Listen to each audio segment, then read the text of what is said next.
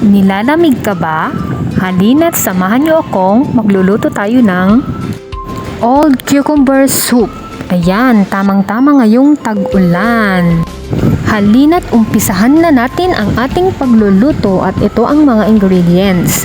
Beans, iba't ibang klase ng nuts at kasama na dyan ang chestnuts. Ayan, corn, tapos carrots, ayan, at old cucumber. Ayan, hiwain lang natin ito sa gitna at tanggalin lang natin ang seeds nito. Ayan. Marami ang iba't ibang klase o variant ang pagluluto ng old cucumber soup. Ang ginamit kong mga ingredients ay kung ano lang ang available dito sa bahay ni Amo. Ayan.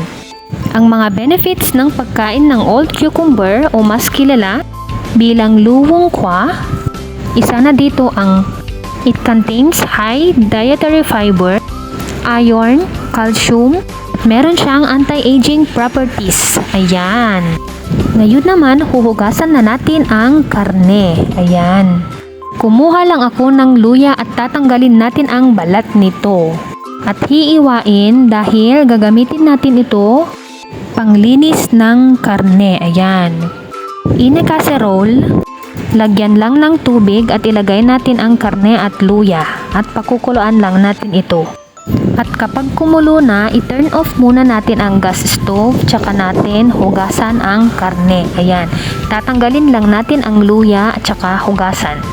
Mas magandang pakuluan muna natin ang karne upang mas malinis ito, 'di ba? At ngayon naman, ilagay na natin ang mga ingredients ng soup. Ayan, ilagay lang natin lahat ng mga ingredients tapos pakuluan natin ito ng 1 hour and 30 minutes. Ayan, at pagkatapos na kumulo, ayan, iset na natin ang timer. Ayan. At lutuin lang natin ito ng low fire. Ayan.